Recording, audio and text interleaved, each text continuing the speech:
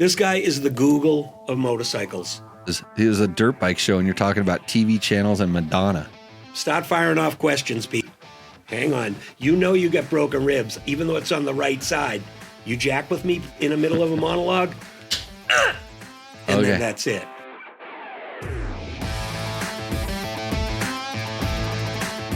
Okay, I'm Billy McGillicuddy. This is Techie Talk Taco Tuesday, and I'm here with my number one rated co-host of all time for Tech Talk Taco Tuesday. Welcome to the show, Jerry Bernardo. Thank you, Jimmy Lewis. I appreciate the intro. Did you notice? Oh, it's false. We're buffering. Did you notice how it buffered? So this may be more of a podcast show than a regular show because there's a lot of technical difficulties. Okay, let's break it down. I showed up really early, about 3+ hours, and Jimmy was slaving away, no lie, over technical difficulties, redoing everything from scratch. So we're going to give it our best shot, and if it comes out great, that's great. And if it sucks, well, it's going to be sucky. But that doesn't mean we're going to quit, because quitters never win and winners never quit. You hear me, kids? And I'm still getting calls like I'm supposed to be doing my other job, but I'm going to have to put that on pause at the moment. That vibrating sound sounds so familiar. Anyhow. Yeah, so let's see. So Tech Talk Taco Tuesday is the show where we talk about motorcycle and motorcycle-related products and other things. We can answer at least 9 out of 10 questions without referring to a reference manual. If you are curious about something on your dirt bike, how it works, we can give you some tips, and we can tell stories, and we can pimp our sponsors. This show would not be possible without the help of course, Yamaha. Yeah, Blue Crew, Yamaha, the big supporter of Tech Talk Taco Tuesday. They like what we're doing. They've been helping us for a few years now. And Jerry, what did I tell you today when you said what was my favorite motorcycle? You said a WR450 because it's got some punch. It's exciting. Yes. Yeah, it's a good, exciting motorcycle. It's got some oomph. So I'm probably one of the few people that would say go out and buy a Yamaha WR450, but the WR450 is probably the most aggressive, like we'll call it trail bike. And so it's different. And I like riding different things. That's why I have Husabergs and KTMs and other bikes that like to throw me on the ground. Well, there's nothing more depressing than cracking the throttle and nothing really happens right away. I mean, unless you're riding a 125 and you're not holding it wide open like a raped ape trying to blow it up, which is 125s really like that. If you abuse them like a redheaded stepchild, no offense to ginger people from England or any other part of the world. I'm just saying. Right wrist down, Tommy Norton style, wide open on a 125. They run really good. Somebody's telling me we have no sound on this. Well, where? I mean, on the Instagrams, there's no way we don't have sound on this thing here. But I'm going to hang up on you in a few seconds anyways because I got to focus on the rest of the show. So if you want sound, go to YouTube. I should hold a picture. YouTube and then Facebook's. Yeah, Facebook's at Dirt Bike Test is where you can find this show live, and then you can chitter-chatter along. If you are watching the show live, go ahead and type up something in the message. Let us know where you're from. Say, hi, I'm from Valley of the Dirt People. A.K.A. Pahrump, Valley of the Dirt People, just a flush away from Las Vegas, Nevada, a.k.a. Sin City, the land of fake tits and real assholes. I just threw that in there. Yeah. There we go. So Gene Woods Racing Experience, if you want to race go-karts, come down to Fremont Street for the drift track. Hang on. You know you got broken ribs, even though it's on the right side. You jack with me in the middle of a monologue, and then that's it. So, Gene Woods Racing Experience, Fremont Street, drift track, polished concrete. Jimmy Lewis happens to be pretty fast down there. So if you want to go racing against the big dogs, we'll bring him over from Pahrump, the reigning champ. 2 years in a row at the Hot Shoe Hall of Fame event, he won the celebrity go-kart race back to back, which proves he's a true champion. See, I pimped you. Okay, hold on. Yeah, you hold up your trophy even though you're going to squint. I'm going to hold up the trophy. That's it. That's what you win when you go out there and Hold on, crush I'll put it on the emergency camera. people. Like that. This Wasn't it Gary Jones? Crushed. Garth Brow, number 15, famed dirt tracker, crushed. He Who was. else did you smoke? Garth was crushed. Of all the people, he was probably the most upset. That was because you and him were on the pole, 1 and 2, and Gene Woods, the owner, said, I'm going to flip a coin, and if it comes up heads, we're inverting the field. And guess who had to go to the back of the pack? Garth Brow or Jimmy Lewis? I got to go to the back. It all worked out. Yep. So this is show number 244 for anybody who's making notes. Oh. 2, 4, 4. Big time buffering. Yes, we know that, Tony. Let's see. My favorite Jimmy-ism is the time he jumped my bike in the middle of the high desert in Wyoming with a capacitor. Oh, hey, Robert. I don't remember doing that, but I'm pretty sure I probably did. I like to be kind of helpful doing that. So this is what show is this? Tech Talk Taco Tuesday. 244. 244. Okay. So now you know. So I called Jimmy up this afternoon just to talk to him, and he said, I have to report that I may or may not do Tech Talk Taco Tuesday. I was kind of sniffing around if he needed help. Well, I talked to you on Friday, and I said, Wait, hey, let Jerry, me finish. I want some tell help. The story. Yeah, you did. You mentioned it, but I wasn't sure of my plans because I'm so swamped with all this stuff being semi-retired. Anyhow, I talked to him and he said, bro, I crashed my KTM 1190, cross-rutted in some silt, went over the bars, slapped his body into the ground, and his arm hit the ground first, so his arm was in between his ribs and the ground. KTM 1190 found him afterwards, gave him a little love tap. Oop. And they're not the smallest of motorcycles. I personally can't think of a motorcycle that's much bigger than that. Hey, this is Tech Talk Taco Tuesday. Jimmy, quick question. You're the Google of motorcycles. Right. Is there a motorcycle bigger than a KTM 1190? Well, they make 1290s. I mean, like There's your answer. You could do a Harley Davidson Pan American. That's much bigger. True. There is, once they're over 400 pounds, Basically, you're saying you still were on the podium with the third biggest motorcycle, pounded you and treated you like a little bitch. It was all my fault. It was like, and it was in the dark. It was dark. It was late. It was late, and he was alone. I was alone. Classic. The big problem was that the bike had been telling me all day because I was riding it earlier. It had been telling me to like watch out because the tires that were on it were not good, and it had some luggage in the back, and that wasn't good. It was just everything, and it was the last 200 yards of dirt before I got home. How's that? Isn't that's like the classic New England enduro? You go to it, and there's 10 miles to go, and all of a sudden the rock garden from hell shows up. Just sharp, jagged rocks with Pompeii logos on them, and they're pointing at you, and they're going, skid plate, brake lever, front disc, come here. Oil filter cover, everything. So, yeah, I was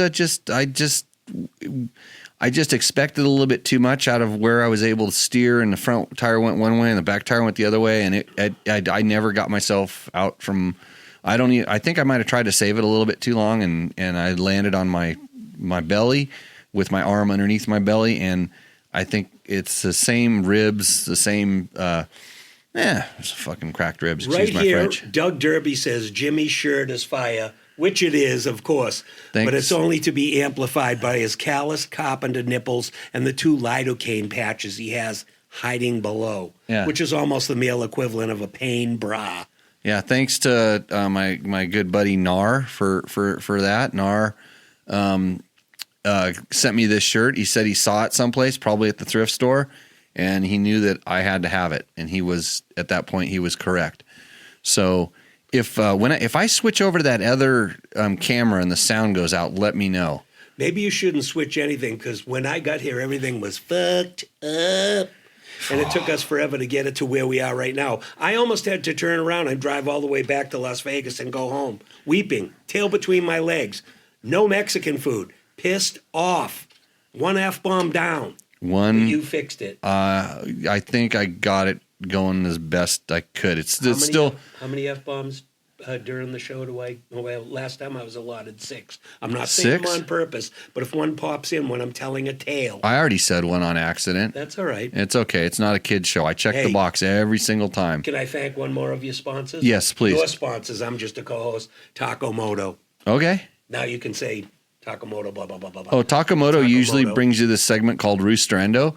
And if you would have sent in your bike Roosterendo photo, guess what?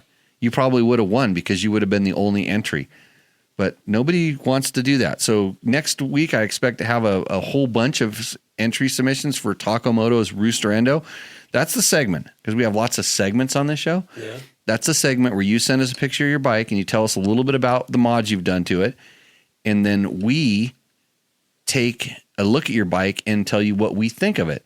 And the bike that brings us the most joy during that segment is the one that wins the $100 gift certificate from Takamoto. So Well, also bear in mind, sorry to interject, think about the background, because Jimmy's a stickler for a background. Yeah, the bike might be shit, the bike might be great, it might be the bomb, but if it's got a really crappy background, I mean, you got to shoot what you got. But bear that in mind, because he's looking behind you. I want to give a shout out to my boy Jeff DeBell right here, who says the Jimmy and Uncle Jerry show. Jeff DeBell is the reigning number 5 person in line at FAQ Racing.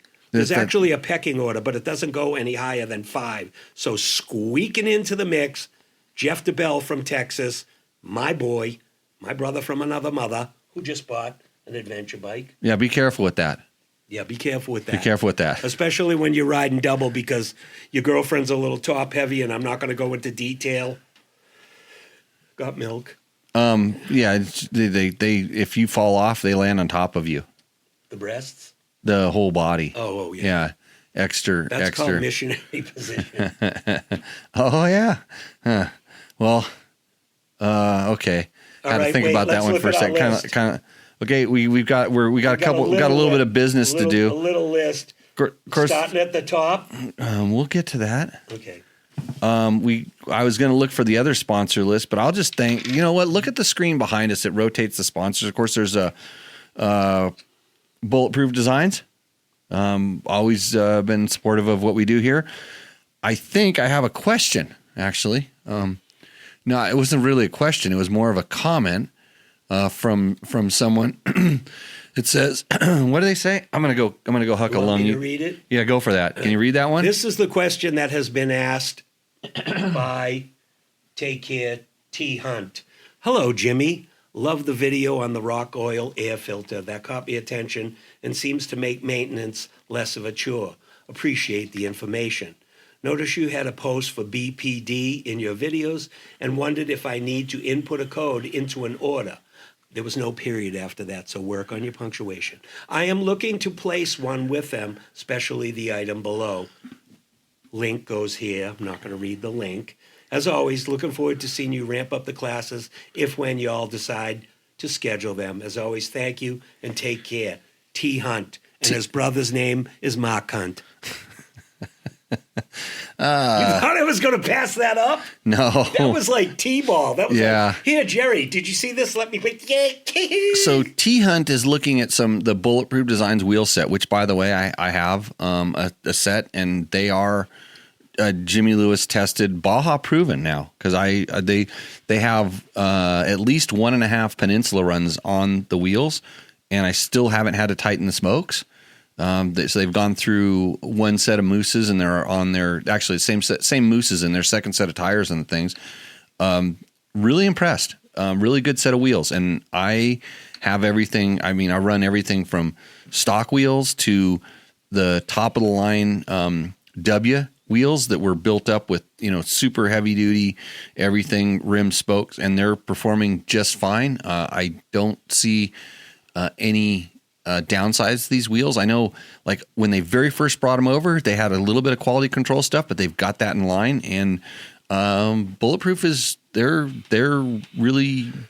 I mean, you think about they machine a lot of things, and it's kind of stuff that gets knocked off, but their stuff is good, and they think about it, and it's not just another piece of knockoff stuff. So anyways, happy with the wheels. They, like I said, the wheel is an imported thing that they do, but they spend a lot of time finding the right vendor. So guess what, T Hunt? This is the segment, because we're all about segments on this show. This is the segment where the best email of the week somehow gets a discount code that doesn't even exist. Unbelievable. I'm Words cannot express. I'm going to make something happen for you. But here's the way it works. So T Hunt, I hope you're watching the show, because you'd better send me an email that says, I'm stoked that I won that contest. Code. And I want you to hook me up with that discount code. And if you do that, you'll be really stoked you did. If you don't, then I know you're just blowing false pleasantries up my posterior. And I don't want false pleasantries. I don't want that right now, because anything that goes up my posterior hurts my ribs. T-ball. Yeah. Okay. So scratch that from the screen. Okay, that's going away. I'm going to make that one. I'm going to close that one down. Yeah. So start firing off questions, people. Talk about those gloves. This guy. I will. 1 second. This guy is the Google of motorcycles. So if you can think of, how you go to Google, left-handed day-glow penguins, and something pops up, think of it for Jimmy. A question about a motorcycle or something, an issue you're having, or, what do you like for this? What do you like for... The guy knows stuff. He's been around forever. I may have been. Norman Foley asks, how do I submit a bike? Oh, we'll get that one right after this. I missed that. Is the FMF gnarly pipe worthwhile on a Beta 200RR? Norman, since I have not tested the FMF gnarly pipe on a Beta 200RR, I'm going to tell you that I can't answer that question. But if experience holds true, it will be as good, if not more powerful, than the stock pipe. And the reason I say that is the one thing about FMF is they very rarely, if ever, do they sell a pipe that you would replace from your stock pipe, and you're not going to get some sort of an increase in power. Is that a better power delivery? And is it all this other stuff? That's for you to decide. But I would say if you're looking for a replacement, if you got a smashed pipe, you're probably not going to go wrong. I'm pretty sure that it would be less expensive than the stock pipe, but you never know. So I actually prefer the FMF is because they used to have, what are their pipes? There was the one that was supposed to be a rev pipe, but it didn't. I didn't feel like it revved. I felt like it had more hit. And then they had, I think it was the gnarly. I never liked the SSTs compared to just the regular one, but I think it was the gnarly. I felt smoothed the power out and made it way better on top, which kind of doesn't sound like what it would do.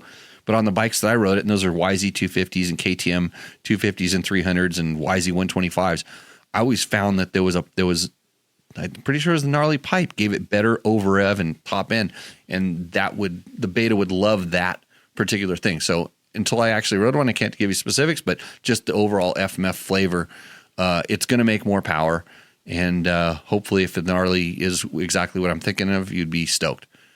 So there we go. You want to do the gloves? No, I'm saying, would you like me to do the gloves? How do I submit a bike? Yes, you can answer that question. You answer it. How do you submit a bike?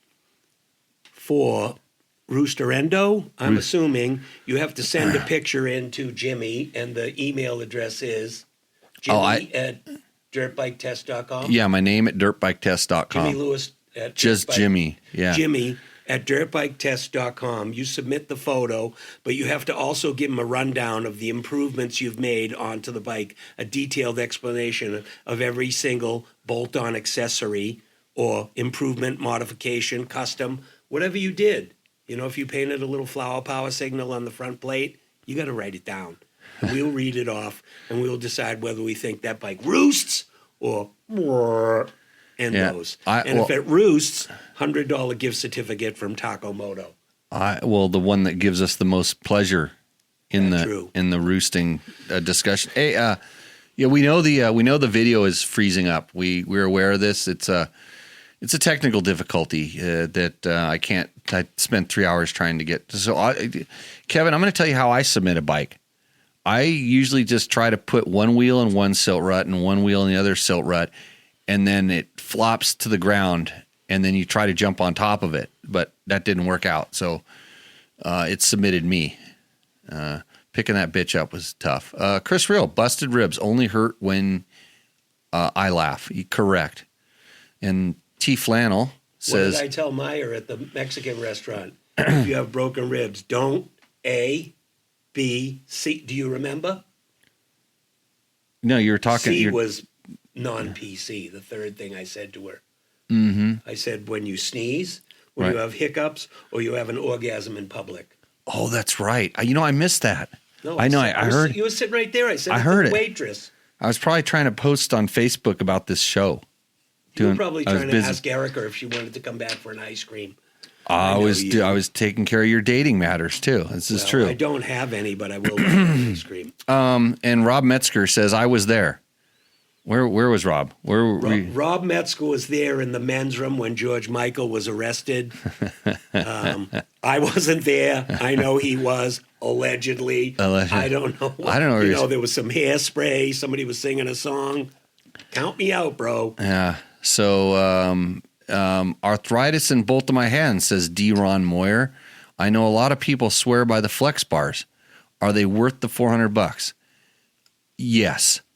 Yes and yes. I don't have arthritis. I have wrists that don't connect my hands to my arms, and so they're really bad. And yes. This go take your hand and just do a hammer drop on top of a regular handlebar, and then do that on a flex bar if you have the chance. Just take your weight of your hand and just go. And I don't want to do it because it would actually hurt my ribs right now, but you could do it. Just take your hand from right here and just let it fall. Exactly.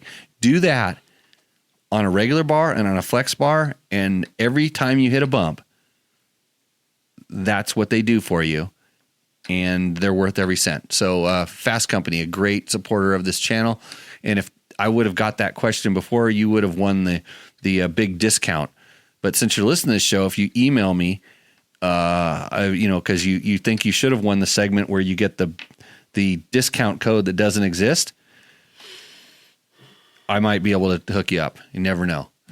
At least I could hook you up with the guys at Fast Company, and they can make sure you get the right bars for your arthritis in hands. Hey, Rob, you guys can take your conversation offline, KTM Gillespie. What is Kevin Kleinschmidt now? Okay, here we go. You going to read that one? If you want me to. Okay. Should I start out with a full SoCal accent, or should I just read it as it's written? Well, you have to with that first word. Dude. First word. Dude, I have an LR-inspired CRF 150R AF full size. 13,000 RPM full size 150R, a CR 125 chassis with a CRF 150R motor. As I said, is inspired by the bike LR, which he's talking about Larry Rossler, okay? For the kids that aren't up to the LR monologue. Inspired by the bike LR Road, the 80cc 125 frame bike he rode in ISDE ? So it's questionable. Did it actually happen? It happened, yes, Okay, in so we know. 1989. Yeah. Confirmation. Anyway, he raced at LACR one Friday night. I just happened to be there on a borrowed KX125 in the vet class. Anyway, that's what inspired me. LR passed me like I was standing still. That happens a lot when he's around. And I didn't crash into him, ? Back in the 1990s. Bro. So it's not necessary. Dude. Bro. Back in the 1990s, ... So it's not necessarily posed as a question. He's telling us about this bike. He's telling us that he raced with Larry Rossler and Larry smoked him, because that's what Uncle Larry does. So he is that a question? It's not. It's really it's a little bit of a story, but an interesting one. So yeah, I was actually, it was in I don't know if that was Germany or Sweden where Larry rode the 80 in the KX80 motor and the KX125 frame. It was a way that we were going to try to win the world trophy because Larry could do way better on what they call evaluation points, the way they scored it in the 80 class than he would in like the open class or anything else. And it was just we thought that would be a good thing to do. And I don't remember whether that was Germany or not, but anyhow, your CRF-150R is a 4-stroke, and that's not. That's probably really slow 125. It's like most Honda 125s are already really slow to begin with, so you're in good shape. And the reason he passed you like you were standing still is corner speed. It's all about the corner speed. You can buy TM makes I think still to this day they still make a full size 80. In the 125 chassis. They used to sell them here. I had one and raced it for a little while when back in the days at the SRA Grand Prix. Dave Scott seconds the shirt. Well, that's Nar. You did me right with this one. I was going to wear a shirt from the club.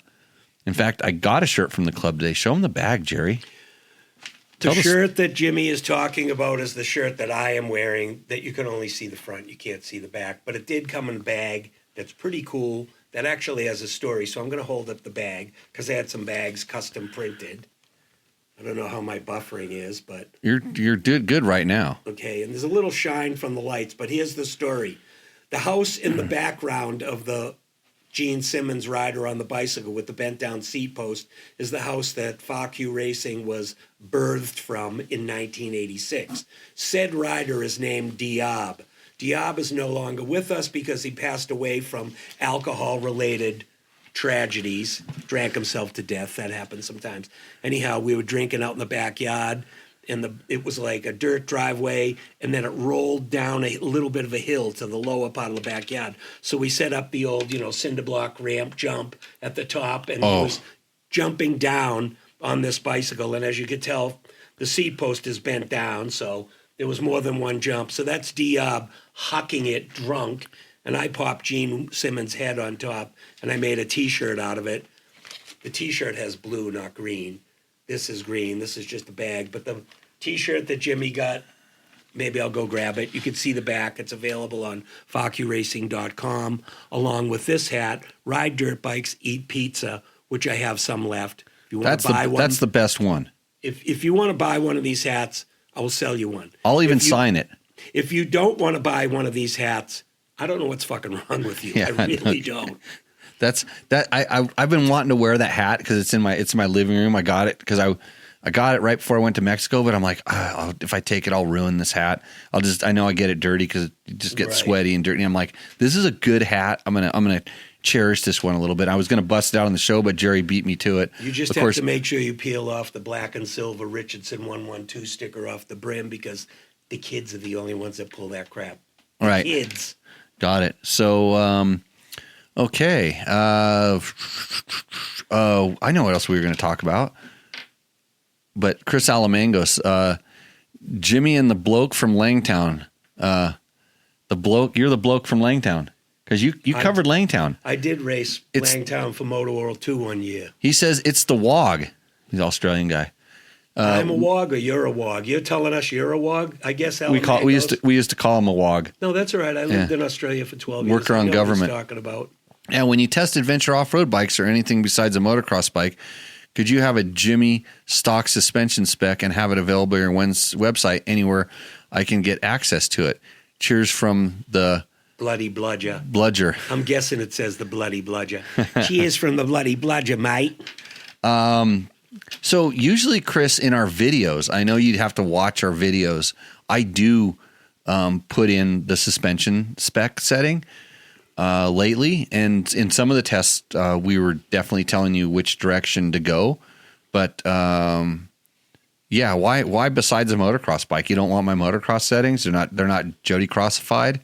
They're not that good for you. I'm a little worried. So, next, we don't do any sponsor plugs here. That's why you should go to FAQRacing.com, right? If you'd like to. If you'd like to. And if you don't want to go to FAQRacing.com, don't. But there's another member that sent me some gloves. I had him send you those. I requested these. These are new gloves from RLR 336. RLR is Rich Lafferty from New Jersey. You might have heard of the name, the famed Lafferty brothers, dominating in the pine trees and enduros of the world. Mike Lafferty, Rich Lafferty, Jack Lafferty, and Pops Lafferty, who, ironically, doesn't wear gloves when he rides a dirt bike. So it's crazy that his kid Rich came up with these gloves. They're actually kind of a throwback to the old school enduro gloves. They got the padded palm, they got the little knuckle protectors, and I designed that logo. I had a pair sent to Tommy Norton, the Blackwater winner, on a KTM 125, and Tommy actually loves them. Jeff DeBell, number 5 at Fuck You, he bought a couple of pairs. He loves them. I have some. I wear them a couple of times. I think they're great.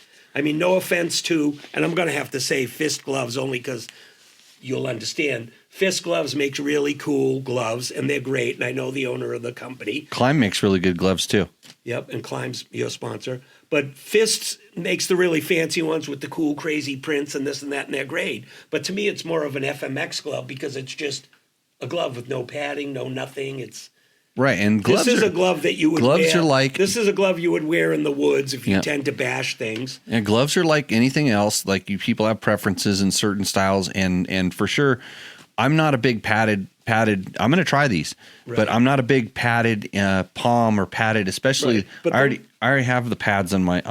Yeah, they're not padded that much, but anyhow, nonetheless, if you're interested in a good pair of gloves, I think they're like $20. Go on RLR336.com and buy them. Rich also just came out with a set of goggles, so this is a new product for him, and you can get a replacement lens and a roll-off system. And I haven't tried them yet, but Jeff DeBell bought a pair. But I sent these to Jimmy. Well, Rich sent them to Jimmy at my request so he can test them because dirt bike test, last word, test. Yeah, we test stuff. So that's what's going to happen. He's going to put these on and give it a good wank. Yeah, Tony loves his wind stoppers from Climb. Yep. Yeah. So I actually took on Mexico. I was going to wear them, but I got so wrapped up in what I was doing. I got some Mexico stories. You were enthralled looking into the deep pearly brown eyes of Ricky Brabeck. Two-time Dakar winner was with you in Baja, and you just became enamored in his whole presence. Couldn't think to do my other jobs. I just was following Ricky around, verifying road books. If you missed it, we verified the road books for the Nora 1000. We did. We went live a couple times on the Tech Talks. So the question now is, D. Ron Meyer. Okay, Jimmy, what grips then? Foam rally grips or something else? So on my rally type bikes and adventure bikes, I run the foam grips. I have them on my Tenere. I have them on my KTM 500. I use, and they've been really hard to get. I actually just bought 3 pairs from Rocky Mountain ATV MC, and I bought the Superbike ones that actually have they don't have the ends on them. You put the plug in the end of the bar. So the foam Pro Grip foam rally grips are the ones that I run, and but I don't run them on my like gnarly enduro bikes. I prefer regular grips on, or motocross bikes. Don't make me cough.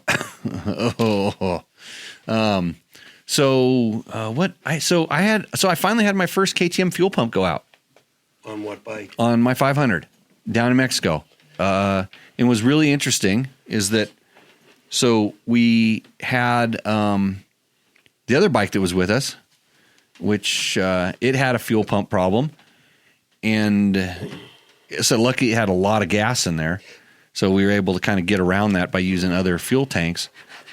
And the nice guy I said, well, I can get gas real easy out of mine. I carry a hose and I just plugged into my line and I just primed my pump and just squirted gas into my buddy Rick's gas tank to get him going down the road. And said, no problem. Go ahead and take off. And when I catch up, if I catch up to you, you'll be so close, I'll be able to push you. It was like kind of going downhill into the town. But I took extend a hose thing off, put it all back, plug my thing back in. My bike started right back up like I expected, and I got on the gas and went bull. And anytime I got on the gas, it was bull.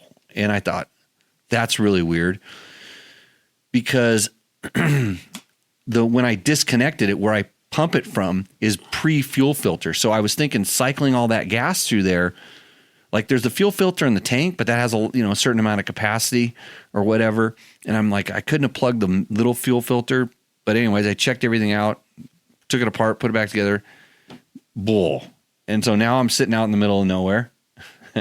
Ricky's gone, but also ran out of gas shortly after that because we didn't put that much in. So he's gone ahead of you, and he ran out of petrol. But luckily we had comms with our be able to get to our chase truck, and I told him to turn around and come back and grab us, and so he came back, gave Ricky gas, came back.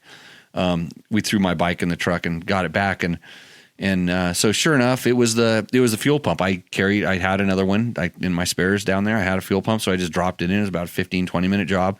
But when I got home, I pulled it apart because I wanted to see what goes wrong. And this is I have the insides in my hand here of a KTM fuel pump, and I'm going to go ahead and switch to what we call the emergency camera. So you can see this is a little vein inside of the fuel pump that spins around inside there. So basically it's an electric, it's just a typical electric motor, which you're seeing kind of here. There's the upper part, and I'll go ahead and peel this apart and show you what it looks like.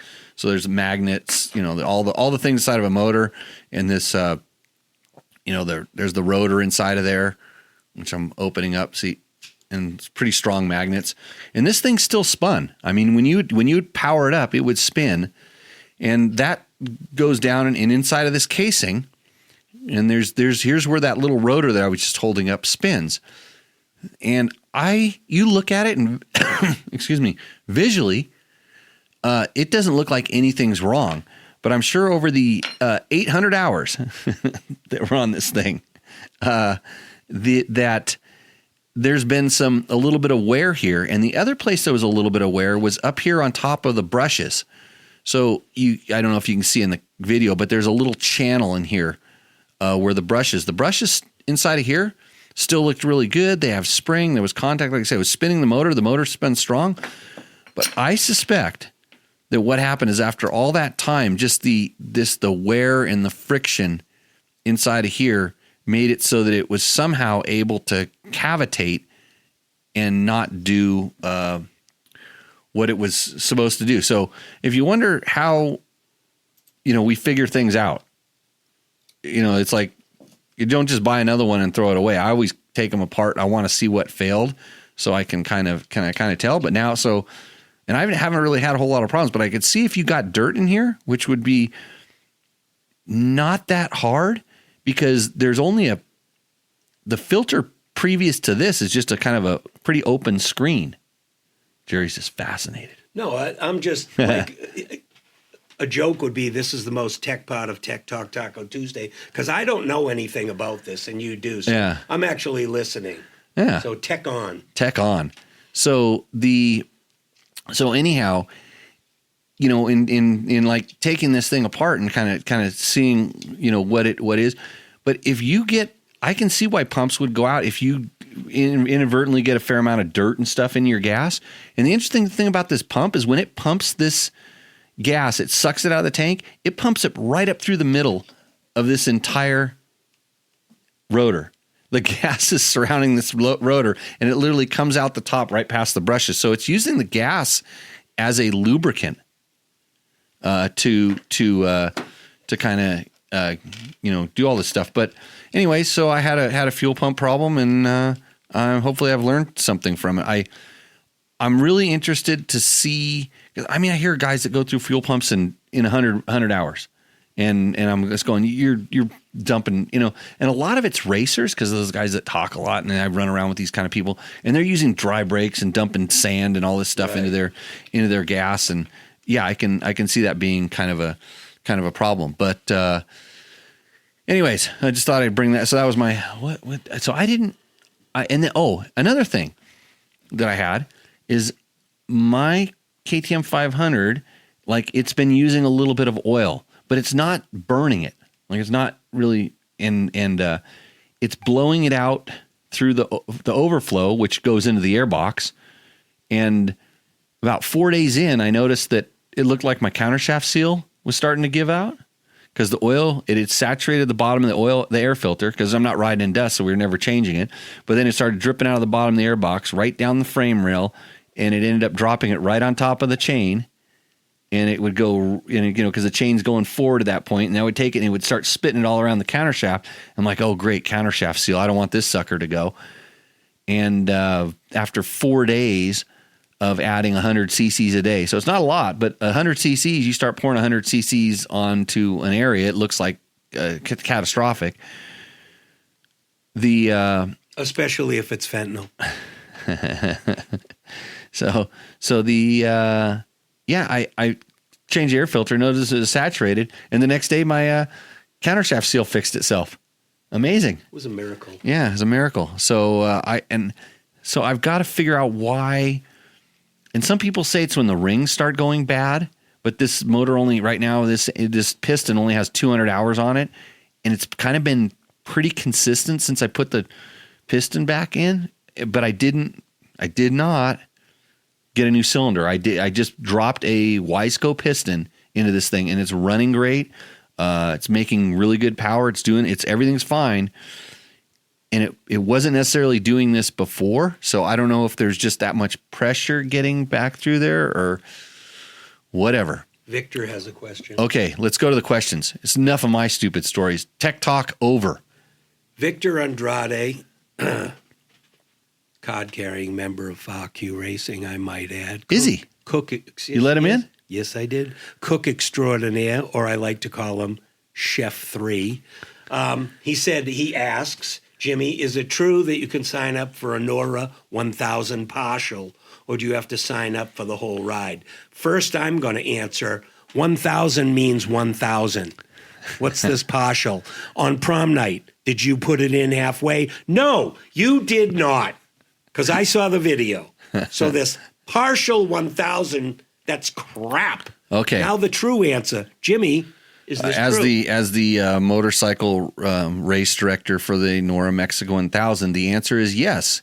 We decided that a week is a long time for people, and we don't have like an entry level event. It's the 1000 or nothing with motorcycles, but some people want to get their feet wet. So we have something called Moto Uno, and you get to do one full day of the Nora Mexico 1000 the first day. It's not inexpensive. I think it's $985 to do just day one. But you will do everything. You'll have to go through tech inspection. You're going to get the Stella unit. You're going to get the tracker. You have to have your map book and all your other stuff. So, yes, you can do Moto Uno for one day. And then when we get to our day one stop was El Rosario, you can do the finish line party and celebration. And the next morning when we take off in the early morning to get going, we say, see ya. Vaya con Dios, hermano. Vaya con Dios. So there you go. There's your answer. There's your participation trophy, Victor. Yeah, I think we're going to give him. Little participation things. No, I love Victor. Something. I actually called him up this afternoon and said, "Hey, you're going to want to tune in tonight because Jimmy's all busted up, and I'm going to bust his balls." Yeah, it's tough. Tim Wharton, who knows a thing or two about Baja, Yes. Baja bound moto. By the way, flex bars since forever ago. FTW foam grips, rally grips since 19. FTW, Fuck the world. Fuck the world. Pro grip foam grip. Yeah. Tim Morton does know what he's talking about. I wonder if I talked Tim into the flex bars, because there's a lot of people that said, dude, why are you running those things? And I'm like, because they work, because they're good. That's the only reason. No other reason. It wasn't because Cole's the nicest dude in the world. It was like, in fact, I was really skeptical when I first rode with him, and I don't know if I had the wrist injuries when I first rode with him. But boy, when my wrist really started flaring up, and I used to have to ride a lot, and I had to ride stock bikes that had sometimes crappy suspension. And my first recollection about flex bars was they make bad forks good. You could ride on bikes that had bad forks. Let's just say KTM 4CS forks. And the forks all of a sudden were no longer a problem. because the bars would do what the forks didn't. Bikes that were exceptionally stiff. So, back to the. I stand corrected. Robert Mann says FTW means for the win. I thought it was fuck the world because, Jesse James, West Coast. You come from as a different angle. Yeah, Yeah, for the win. Thank you, Jesse Robert. James Firearm Company, but for the win, Robert, more politically correct. Rob also commented that that they run the Bulletproof Designs wheels on the Freedom Rally Racing thing. I saw that someplace in a question someplace. But anyways, good on you. Thanks for reminding me of what things make. I can answer motorcycle questions. I don't know what acronyms necessarily mean. And Doug Derby is running quantum pumps on the 690, 990, and 570S. That guy's got maybe 570s. You know what a 570 is? No, it's a S. It's hard to do right now, Jerry, but it's worth every ding. Husaberg. You think I'd clean this desk off one of these days? Have you seen this shoe that I was just smashing the bell with? Tim says, yes, you did get me on them because you heard me whine about my wimpy destroyed wrists. Well, it's like, bro, we all complain about something. I can... Good. You want to talk about that shoe? What I'm holding up right here is called the Heart Shoe from the Hot Shoe Hall of Fame, which is a nonprofit motorcycle organization out of Las Vegas, Nevada, created by Gene Woods, 3-time national speedway champion. It is a nonprofit organization, and we donate shoes to the homeless in and around Arizona and Las Vegas to people who are in need, not just homeless people, moms that are down and out, that, a little strap for cash and whatnot. We work a lot with churches, and Minister Bob Pete out of Kingman, Arizona hooks us up. We go down there, we bring a bunch of pairs of shoes, and we provide footwear to people who are in need. And this is called the Heart Shoe because it is from the heart of the motorcycle industry. And if anybody wants to donate in any way, shape, or form, you can get in touch with me or go to Hot Shoe Hall of Fame. Hot Shoe Hall of Fame or Gene Woods. Just message me because we're always looking to replenish our stock of the more shoes we give away, the more disappear. We put smiles on people's faces, shoes on their feet. I keep some in the trunk of my car. I drove to the gym one day and I saw this family of 4. They looked a little down and out. I noticed the kid wasn't wearing shoes. The bottom of his feet were black. I felt terrible. I pulled over, true story, looped back around. I walked up with the shoes and I go, these shoes are for your son. And the lady goes, oh my God. I go, they're 11s. It's all I got. She goes, those are his size. I go, but he has to put them on right now. And I went back and got in my car, and the kid was sitting on the sidewalk putting on the shoes. So, it was a feel-good moment, and we need support. So if anybody wants to donate, it's a pretty good way to give back, because the Hot Shoe Hall of Fame, it kind of comes from the hot shoe when you're sliding in the flat tracks and stuff like this, the speedway. But Gene found a pretty good way, and his Hall of Fame, it's all at his go-kart track. You can go down there and see all the legends that are up on the walls, all the people that have made a difference. And then when he does his big yearly induction, they raise money to get more of those shoes, and it all kind of goes to this thing. And I'm a big supporter of that. And not only because I just go and dominate in the go-kart flat track, because I don't like to talk about myself like that too much. I like to call the Hot Shoe Hall of Fame event the best motorcycle banquet you'll ever go to. It's free. It's the best motorcycle banquet you'll ever go to. No knock to the other motorcycle banquets. They do a great job. But sometimes when you go to them, they drag on. They're a little stuffy. It's a little bit too much of this, a little bit too much of that. If you come to our event, it's 1,000 people bench racing, getting together, catching up, having fun, talking, and then we have a 2-hour block of interviews where we bring up about 15 heavy hitters, and we give away 2 or 3 presentation trophies. Jimmy Lewis this year, what did you win? What did you win? The Zeke. I'm gonna stretch because I don't have broken ribs. Hold up. Jimmy Lewis this year won what we call the Zeki Award. This is an award named after Howie Zechner from Raz Video, who covers all the speedway events in the United States, mostly Southern California, but also he has content from European Speedway, and he really gives back to motorcycling. And this award recognizes your selfless and unwavering dedication to the motorcycle industry. And without trying to sound like I'm sucking up to him, because he is my good buddy and I've known him for 30 plus years, it's because Jimmy gives back. He teaches people about motorcycles. He teaches people how to go safer and faster on motorcycles. He will offer his time, his knowledge, and I mean, he's hooked me up before with some free stuff. So it's kind of cool. Kind of like doing this show with broken ribs. Yep. I love it. And you know what? I love it. I've been asked to be on a podcast before, and I don't go on podcasts. This is I'm on Tech Talk Taco Tuesday because I have sold my soul to the Pahrump devil, Jimmy Lewis, video because he lets me vlog. be myself and he doesn't try and tether me, put on a leash, AMA me, because you know what? Like the sticker says right here, ask not what you can do for the AMA. Ask what the fuck the AMA even does. Read it and weep, Ohio. Okay, so we're going to go through some of our YouTube questions here. If you have questions anytime during the show, just fire them out in that chat. We'll go back to get back in there. And let's see. There's a lot of questions. I saw a good one there a minute. Let's see. Let's go here. You want to go back? What's Okay, that right there. infomercial? I want to see if it. The infomercial? You go down one. This is an infomercial for the product and an ad for the Amazon store. That's on my SP Connect tested phone case, which is like literally right here. This thing rides on my bike in Baja. It charges it. It flops around. I drop it. That case is everything I said in that video is 100% true. And if you don't believe me, you can just go use the coupon code and check out and show me how much you hate me.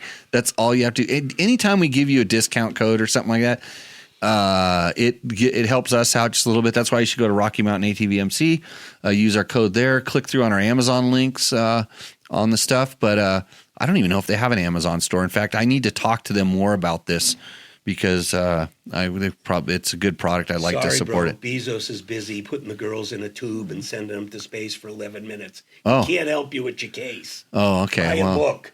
Let's see. Let's see. The JD jetting tuner is handy to richen up the low lean end on my KTM TPI. I totally agree with you, Oregon Rider. Let's see. Here we go. What does Nadude4292 say?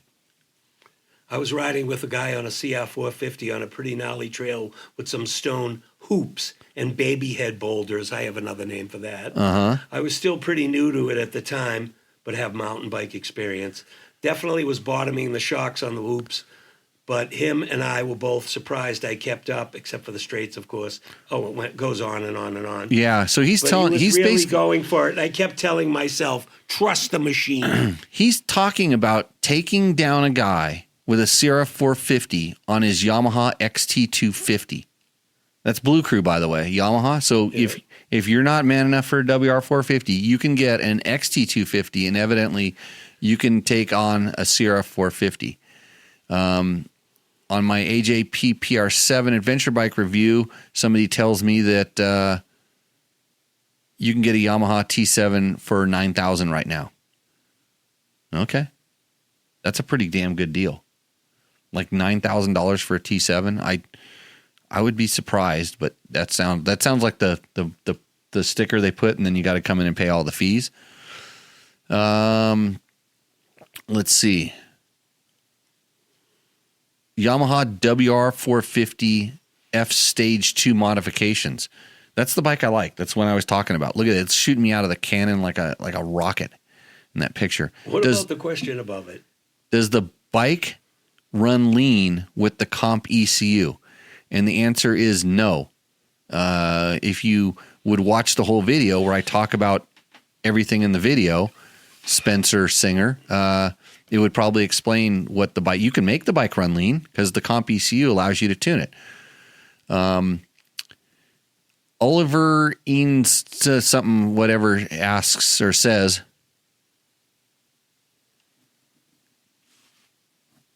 Can you go bald? You most certainly, because time waits for no man. I thought he was talking about something else. Oh, I don't know. I just saw Can You Go Bald? Yeah. Yes, I am follically challenged. Dirt Bike Hombre says,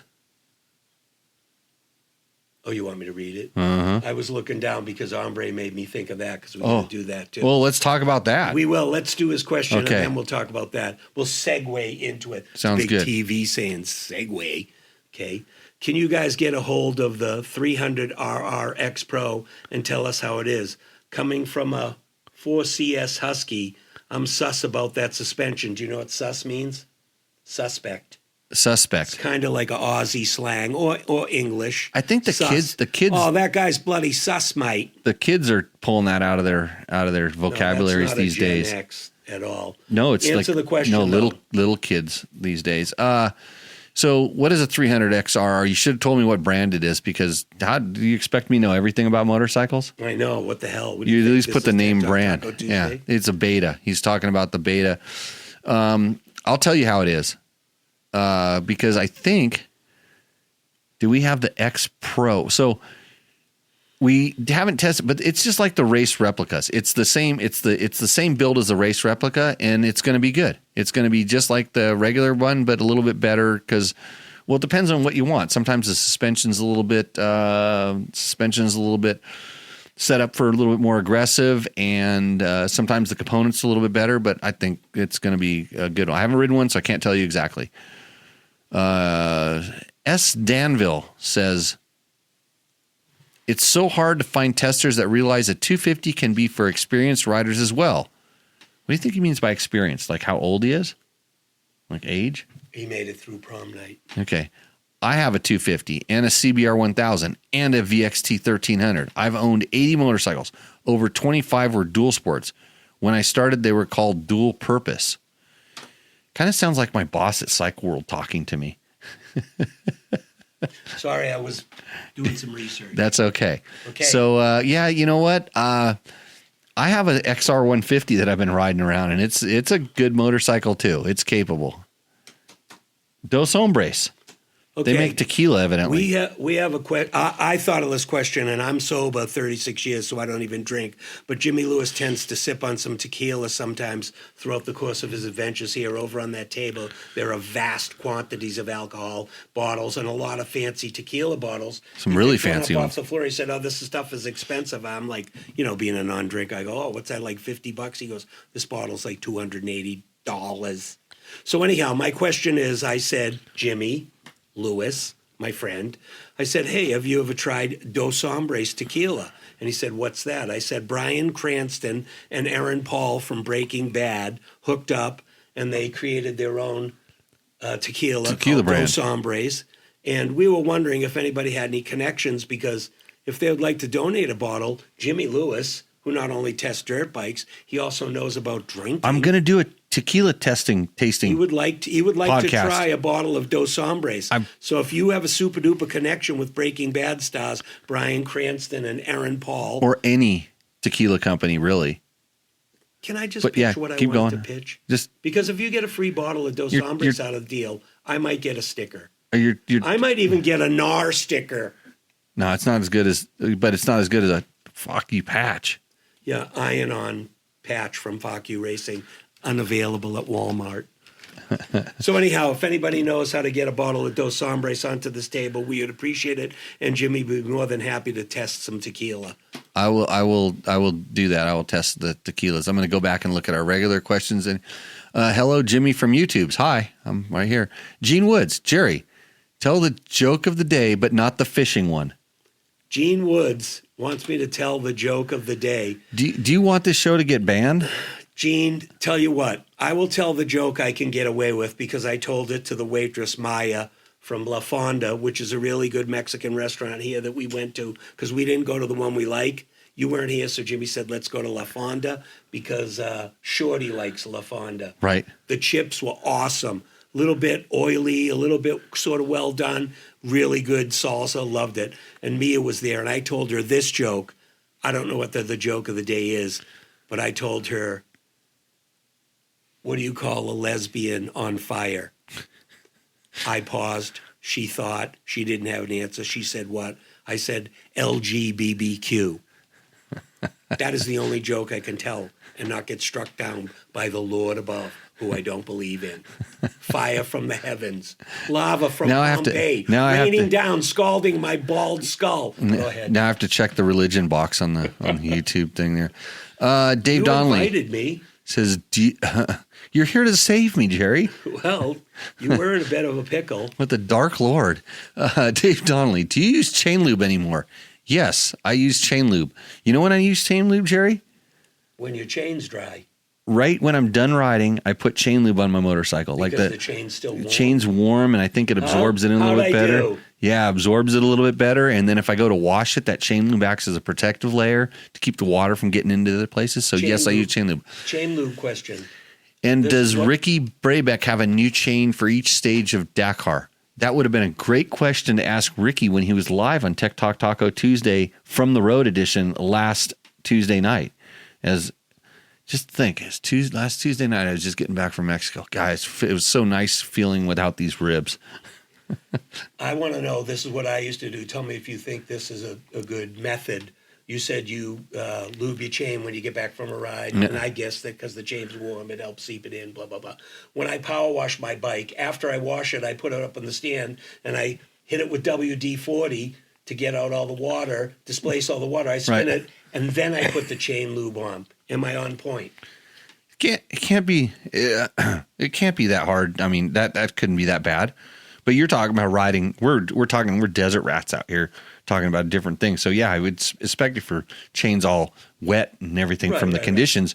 WD is not bad. In fact, for a long time, I only used like a water displacing penetrant lube on my chains more so than chain lube. But you know, I'm always kind of testing stuff and trying different things, and I haven't really seen one thing work way better than the others. And Steve Bauer tells me I need to call Jim Beecham for some fine tequila. Okay, get me his number immediately, right now.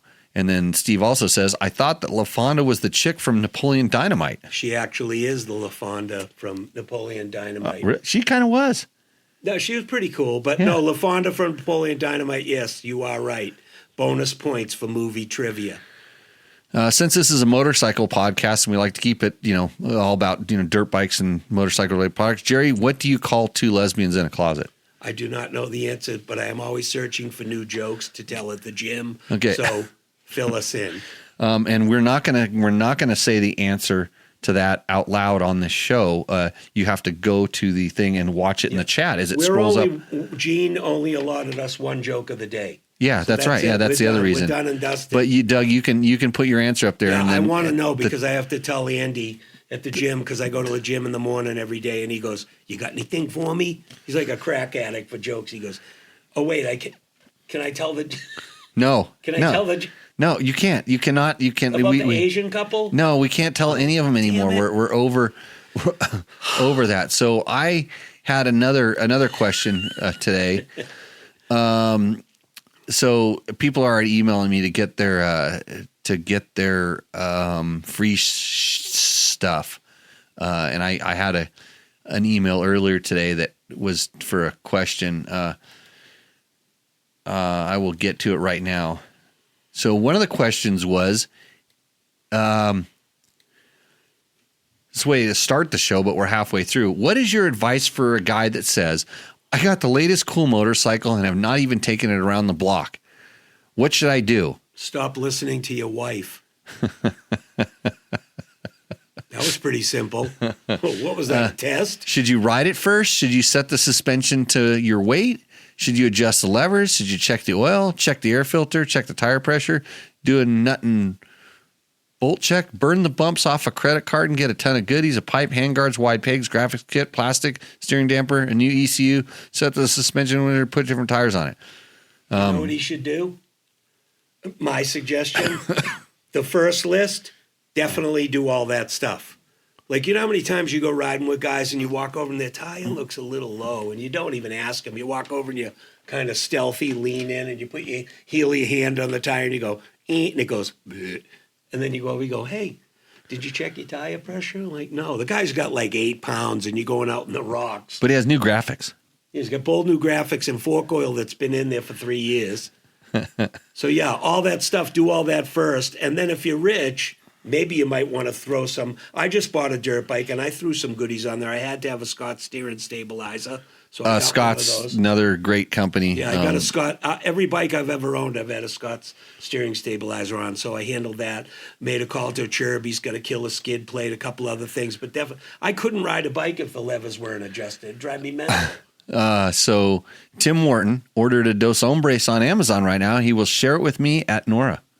You know what? That's really nice. Tim Morton from Baja Bound Adventures, one of the greatest people in Southern California. If you want to go on a good dirt bike ride on a tour, hook up with Tim from Baja Bound Adventures, and he will take you all over the peninsula, depending on your talent level, because he assesses how they ride. He kind of watches everybody. He goes, these guys ride really good. Then he can take you on the trails he wants to ride, the better ones. But if there's some suspect people that are like doing dumb stuff, safety is a major factor. He has to take them on a little mellower patrol. So hook up with Tim, and thank you. Even though I don't drink and I'm not going to be at the Nora drinking Dos Hombres. I'll try to get you a sticker. Yeah, no, I mean, I'm stoked because Breaking Bad was one of the greatest shows on TV I ever. totally agree with that. So I just thought, as a tequila guy, you should have their Dos Hombres. As I was like laying on the couch thinking I'm going to be completely useless, I was wondering what I was going to do, and I'm like, I might watch like Breaking Bad again. Yeah. There's a good show on TV right now on Paramount Plus by Guy Ritchie called Mobland with Pierce Brosnan and Tom Hardy about London gangsters. Show 3 was just Sunday night. I'm not getting paid to pitch this. I personally like it. So, check it out if you like that sort of stuff. So that's what we Guy Ritchie, who used to be married to Madonna. Yeah. Yep. And why is he not married to Madonna anymore? Madonna. Hey, F3 Hazard 454 or whatever says on my all-wheel drive adventure bike. That's a 4 million view video on YouTube. Is it? Yeah. This guy named Jim Bartell shot the video. Like this other guy Jorge says he shot it, but really Jim shot it. All-wheel drive, like the old school Christini. Yeah, so it was a KTM adventure bike that we had a Christini system put onto. And this person says, you can see him pushing with his leg in 2-wheel mode and not pushing in 1-wheel mode. Ha, ha, ha, ha. Well, you know what? You're wrong. Yeah, the whole video was smoke and mirrors, right? That's all I do around here is fake shit. Just like the guy who commented an almost top speed on a 2019 Honda CR450X, he thinks we're bullshit because on a 2019 bike, but posted in 2018. Well, when do you think we get bikes? Like you get the bikes like before anybody gets the bikes. And when do they release the 2019s? Usually like in June of 2018. So it goes without saying, broski. So what's the first thing you think I do? I take it out and I see how fast it goes so I can put a top speed number on my YouTube video. Just real quick, back to Tim Morton from Baja Bound. He goes, the guy you got to watch out for when you begin the tour, he looks at the CRF 450X, the bike he rented. He goes, what does that bike top out at? And Tim just shakes his head. He just goes, oh, my God, that's the guy you got to watch for because he's going to wad himself, holding it wide open on the beach, hits a frickin' penguin. All hell breaks loose. We pissed off feathers everywhere. We've pissed off Steve Bauer because it was a dirt bike show and you're talking about TV channels and Madonna. You know what, Steve? Get your own fucking show, kid. Yeah, you know what? I think you should. That's what I tell people. You should do that, and you're like on your podcast. This is an entertainment portal. If you would like to be entertained, and if you're not entertained, that's fine too, because give us a like and a subscribe. Give us a like and give him a like and a subscribe. Me personally, I have my own thing, Fuck You Racing. We don't grovel for likes or subscribes. You can unfollow us, and we will dance in the frickin' streets. Oh, there's a lot of stuff going on. Dude, you'd better check to see if you're bleeding from lung. This is from a concerned citizen. You sound just like I did, and if you don't go get a freaking anti-gravity lounge chair so you can at least sleep for a few hours. No, I sleep fine, Victor. Let me tell you, I sleep fine. But being up during the day is thing. So he did mention that he had not spit up any blood, just FYI. yeah, no blood has come up. Yeah, when you spit up blood, that's when you call the doctor and say, hey, does your wife need new curtains? I'll bring my credit card down.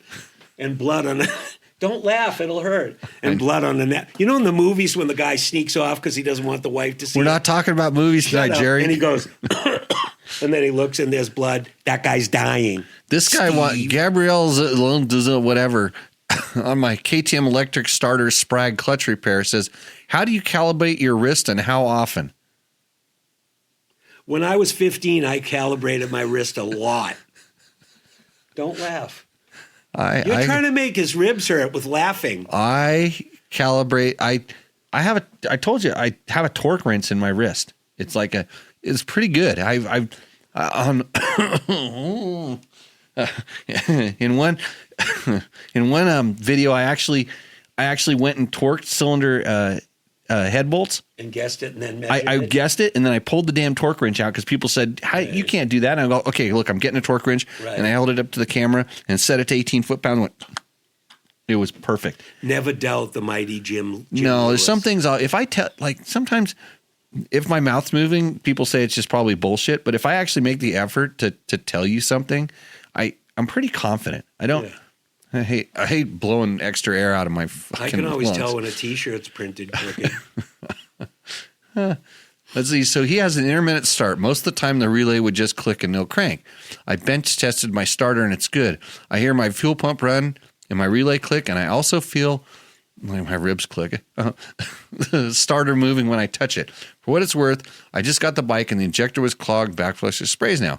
Got the bike to start once and I all good. Shifted in first, died immediately. Would start again. Just relay clicking. New lithium battery, good voltage. I have the battery on a charger. So he has the same KTM. Yeah, check that starter Sprag, because inside of those things they have a Sprag gear inside there. And if what happens is there's a bunch of eccentrically shaped bearings that rotate one way and lock the other way. That's what makes the starter work. And when that thing gets hot, the spring that holds the bearings in, the spring stretches, and then that spring can break. And if those bearings get locked up, and it's almost sounding like that, check that sucker. Check your Sprag. Oh, that almost felt good. Okay. Don't keep your fingers crossed, people, because if he goes into some sort of violent convulsion, there is not going to be any sort of, mouth-to-mouth precipitation going on here. I'm just going to say, I'll call your wife. Looks like you're dying. Yeah. So this show is sponsored by Yamaha. Yamaha brings this show to you so that you can enjoy this incredible content about movies and Madonna, as well as comments from readers like Mark Steffens, who says, I've been riding all types of motorcycles for about 50 years. I have more fun on my Yamaha XT250 than any other bike I've owned for considerably less money. Not to mention they're indestructible. Thank you, Mark Steffens, 5120. You are the kind of consumer that Yamaha enjoys providing excellent motorcycles to. You know what? Just real quick, what's the key word to what he just said? Fun. Fun. The word fun, because if you're doing anything in life and you're not having fun, you probably shouldn't be doing it. So if you have a bike and someone makes fun of it, you just look at them and go, dude, I'm having a blast on this thing. Yeah, you're making kick rocks, hit the road. You're making fun of me having. You want to know how much fun I was having on my motorcycle until about 1 millisecond before I impacted the ground? You were having a blast. I was having a blast, and I just feel like this is my penance. And then you flat ran out of talent, and everything went pear-shaped. You're exactly right. And he was off in the giggle weeds. And the silt, a.k.a. brown talcum powder, got him. Hey, you want to talk about the AMA? Do I? Yeah. No, I don't. As a matter of fact, to be completely honest, one of the last things I would like to talk about. Why the 125 and not AMA. why it's the Yamaha YZ125X versus the YZ250FX? Why not the 125? Why the 125 and not the 250X to compare? A bit unfair putting a Mitch, that's spelled M-Y-C-H, smaller capacity against the 250F. It's because the AMA. The AMA said that you will race 250 4-strokes against 125 2-strokes, and they ruined the 125 2-strokes forever. You know what? I just had a great idea. Sometimes these hurt my head, but I'm going to say it out loud. You know how you can fix freaking Supercross? Make the Premier class 250Fs. And the lights class, 125 two-strokes. Because 250Fs do everything. And the guys, I think it would bring the skills closer together. I'd probably be nuts. It probably capped the retirement age at about 28 for sure. You're not going to have 40-year-old guys racing anymore because you just get taken out too much because those kids do that. But have a 125 class again. That would be epic. Imagine the sound. Yeah, well, I mean, imagine the sound echoing inside a it's a stadium in a dome. It's a different sound for sure. Yeah. But yeah, it's a different sound. And I have a legit Supercross question for anybody that's watching this show. Specifically, people who ride off road. What are your thoughts on the Foxborough round of Supercross, where it was a complete bloodbath in the mud, and they shortened the main to 12 minutes? A main is traditionally 17 minutes long. And yes, it was muddy. It was completely horrendous, and it destroyed motorcycles. But if you're going to ride 17 minutes in the mud, you're going to shave off 5? Why? I didn't understand. So if we have anybody who has something to chime in on perhaps why Feld decided to do that, or the AMA, I don't know. Whoever, the powers that be. Oh, let's only ride 12 minutes. Let's see here. We've got some of these other questions. This versus a Cove 450. He's talking about the AJPPR 7. The Cove doesn't have enough power compared to those other bikes, but they're all great adventure bikes. Let's see. Geez, Trevor, I like saying this, so just see this. I sound like a broken record when I say how well-rounded you are on these various bikes. I'm amazed at how fast you are on any brand of bike with very little saddle time. Geez, Trevor. Oh, boy. Ollie's your boyfriend. Is Trevor one of the test riders? Yeah. Trevor does most of the work on the website anymore. I just do this stupid podcast and claim that I run the thing. Podcasts are not stupid. This is a multi-platform show. This is an entertainment portal. It's a pod viewing extravaganza, although it's where I'm not allowed to tell more than one joke. Wait, hold on. Let's see. Got funded. At Got Funded says that dirt rider rag guy shit all over you and the bikes. When you get red and green to pay dollars, he loves the products. Another reason to take all things with a grain of salt. Let's see. Dirt rider rag guy. Let's see. I don't know. Who's that? Yeah. When red and green pay the dollars, he loves it. I don't know what he's talking about. Thanks for sharing. I have a 250 EXCF model, 1,860 hours. Wow. 97,000 kilometers with a Kickstarter. When I try and kick the electric starter is turning. I believe that freewheel is not freewheeling. Yeah, you'd better fix that. It's going to get real expensive when it comes apart, especially with 1,860 hours on a KTM 250 EXC. Let's see. Oh, hey, look! Somebody read my review. My probably just click through the links on Amazon. Ordered. It's awesome. Thanks. What's awesome, Jimmy? Scott Sports Softcon Hybrid knee guards. Dude, I love those things. Love them. What do you like specifically about them, other than affording you knee protection? The knee protection with the level of comfort. I hate knee pads. I hate knee braces. I hate it. They're always pinching, poking, right. There's so few. There's so few and far between ones that I found that I like. And these things, they don't bother me at all. I did the whole 2 weeks and a week and a half in Baja, and I hardly wanted to get out of my gear. They were that comfortable. Because when you I used to have CTI knee braces, and even in the summertime, you got to wear the high knee socks. So it's like wearing long underwear. You don't want to have more stuff on, but if you don't have the high knee socks on and you have CTI knee braces, when we rode the Peru rally in '96, we get up in the morning and put our stuff on. I'd put my knee braces on, crank them tight because you're supposed to, and I'd be wearing the things for like 8 hours, and I'd take them off and look like I had frickin' scarring tattoo on my leg. Hey, Dean Kemp, coming back after I put that $100 from Rooster Endo to good use, and he got a 1-gallon gas bag. And you know what's funny is I got to ride with Dean up in northern Nevada, and he sent. I said that his bike was really. I said, you should send that in Rooster Endo. Well, anyways, he sent it in Rooster Endo, and amazingly he won. Because really I just try to share that love with all my friends. It's a tight knit club here, little clicky. But anyways, Dean. I think he's doing that because we did this ride and we rolled back in on fumes. So just not stupid question, but I'm assuming 1-gallon gas bag is like extra petrol for on your bike somewhere. Right. You can and it's a flexible bag. You carry it on your body Giant or on Loop. your bike.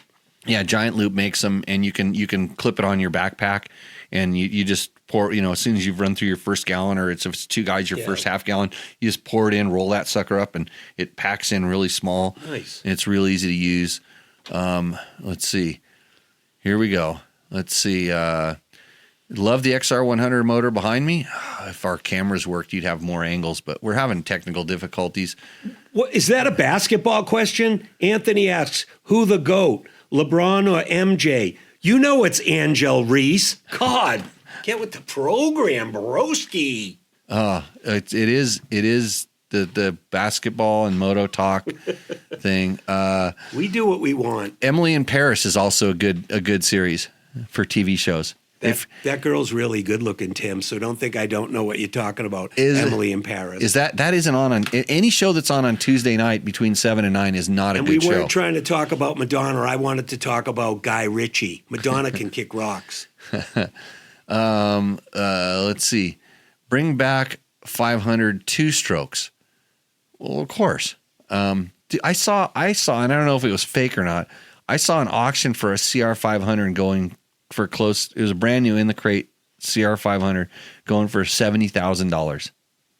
Gene Woods has a CR500 for sale, all black plastic with Arizona plates on it. So, if anybody really wants one, know the guy to talk to. Yeah. Okay. Back to the other important questions. Can I just interject on a technical mode? Never on this show. We're pretty lucky because when I got here, seriously, 3 hours straight, I was just sitting over there dinking around, and steam was coming out of his head. Everything was screwed up, and we didn't have a tech guy. The amazing thing is that, like, what we usually have problems really with happened. But, I mean, we're dropping frames like fucking crazy over No, there. I know that. I'm saying we do have that technical difficulty, but in all honesty, I thought I was going to have to go out, have something to eat, and go, hey, nice try, I'm out of here. We have something on YouTube called Super Chat. If that buffering is bothering you right now in Super Chat, do a Super Chat and donate us some money. And every penny that I get on that Super Chat, I'll hire somebody from Bangladesh or one of these other countries that we're tariffing to death right now. I will hire them. Of course, I'll put tariffs on their hire, and I'll have them fix whatever problems I have, because I guarantee you that this is way above my pay grade. He knows about dirt bikes. I know about graphic design. We don't know about podcasting, okay? Wires and all this stuff, we're doing our best, so bear with us. Thank you. We used to have a guy, but what happened to the guy? The guy we were talking about earlier. Used to have a guy. Oh, yeah, the guy got uninterested. Yeah, I think he lost his virginity, and then you know how that happens. I don't know. I mean, I told him motorcycles are better. Bizarre says, I would love to see a video on the Gas MC150. Well, then you type in Gas MC150 on your search engine, and you will get one, because it's costs money and time for me to do that. I have broken ribs, and I can't do that for you right now. Let's see. He would love to see how it handles in tighter single track stuff. No, it's not made for that, but sometimes we just do things the bike isn't made for on our YZ450 FX race bike. Well, Emmett mode it. Emile Motosit. Well, yeah, you just watch my WR450 video. Let's see. And this is from our Durst Bike Test is live. It says, will you both be riding Hondas? Ricky will. I have a Honda. You have a Honda. Jerry's riding Hondas. Let's see. Where are we at here? I got a few. Have you ridden a 2025 KTM XCW? The answer is no. The fork feels much better than my 2022 Beta 300 Race Edition. In fact, I don't like my 2022 Beta forks much at all. And he commented on our Beta 300 versus Beta 300 Race Edition video. And that's interesting because most people would say, I mean, I don't know which Beta he had because I could understand that against the Sachs fork and mostly on a perception basis, but a lot of times people always say that the Kayaba stuff is way better than the KTM's WP stuff. People say that, not me. I think my 2023 KTM has better forks. Well, they're really good. I can't remember compared to the Beta right now because we did the back-to-back Beta versus KTM, or maybe we didn't do that test. Can't remember. Let's see. Any other questions? I hate it when I leave reverb on a beautiful bike. Well, Trevor must have screwed up his video. Hey, look, I did a review on CD Crossfire 3 boots. Great boot. Great boots. I got 2 sole replacements before they broke. It was 2 years, and the SG12 only held up 10 months. And he's from a fully another country. Can you say that name, Jerry? 今華之後兼心樣解 Yeah, something like that. I think you have to plug one nostril when you say his name. Wow, he's going through. If you. What are you running for foot pegs? Is my question. Well, right? Yeah, you can wreck boots with foot pegs. Knives. But sole replacements, I get probably 2 months out of a set of soles, and I mean I ride a little bit, and I've never broke. I have like 7 or 8 pairs that are like need soles because when Bill went away from CD, I'm still dealing with the guys at Helmet House and stuff, and they didn't have a very good supply of the spare parts, and so I need to get a bunch of soles because I'm burning through my soles. Because if Bill was still with Moto Nation, well, he's with Moto Nation, but if Moto Nation was still with CD, Uncle Bill Broth would hook you up. Yeah, he always had. Good people. CD, I was CD for life. Ride Red Bros. Did you switch the airbox as well to the 23 450X or 25 250? I don't know. You have to ask Trevor these questions. Trevor needs to get on the... You should read what they're talking about before you read what they ask. I don't know. It seems backwards to me because you'll say something and then I have to look over to see what it was. Luckily, you can. And right. an affordable... So you read that first, then say their question. There's just a suggestion. It's a learning experience every time, Jerry. I know it is. An affordable YZ250F vet bike build. So basically, Trevor went and got hand gifted another J. Clark build bike because Trevor doesn't want to do any work. He's just lazy. And so Jay brings him a brand new bike, and then they go out and they shoot photos of it and talk about how awesome it is. And then he never answers the questions. And his stipend for doing this type of work is going to go down exponentially. Let's see, Jesse Gant, looking at Nora, it would be easy to show up and do the 500 sportsman class with the GPS. Is the GPS provided right? Does it mount easily? Okay, Jesse, there's no GPS. It's Rally Roadbook, just like you see the guys doing in the Dakar. I'm not sure what the 500 sportsman class is. You'd think I would know since I'm the race director, but I don't really know that. But the GPS is provided. Yes, it's a Stella unit. Yes, it doesn't tell you where to go. Your road book tells you where to go. And then Roger Doggerel says, Jimmy, can you see this post? What do you think? The answer is yes, Roger. Moving on. Roger's a good friend of mine. He used to make the Spike Racing clothing. Speaking of good friends, scroll to the bottom. You mean my mom? Wife? My wife? I almost called. Yeah, she usually calls me during the show on accident. She knows I'm here, though. Oh, yeah. I need a Starlink. No, we don't need a Starlink. We need a computer. Our connection is actually good. Ask Jerry. Did someone check the connection before this show?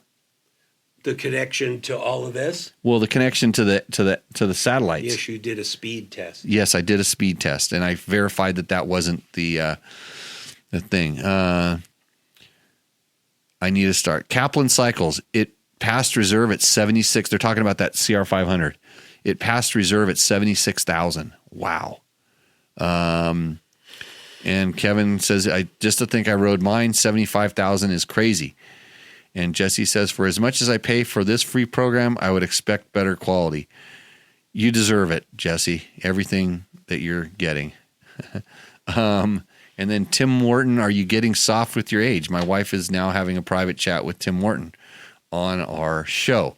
So, Jerry, do you have anything else? Do we cross everything off your list? In replying to Heather Lewis, Tim Morton, are you getting soft with your age? Google ED medication. Yeah. Do we have there's everything's gone off the list. Now I can start either telling jokes, talking about we Guy can't tell any Ritchie, more jokes. Talking about Guy Ritchie, or I can tell a story, or I can shut the fuck up and let you talk. It's getting to the point of the show where we could do the shut the F up. That was how many F bombs was that now? That's 4. I haven't been counting. I think it's 4. That's how I get greedy, is I just say whatever I want, and then you scold me later. Victor is telling me by my voice, he thinks that I'm bleeding out from inside and I'm going to die. Victor, you're so negative, bro. It's just an overdose of salsa from La Fonda. You'll be fine. Man up. Oh, I'm getting messages that stuff's going on with my motorcycle race. We are at 1 hour and 37 minutes of a 2-hour entertainment portal broadcast. There's 34,000 people that are watching us right now.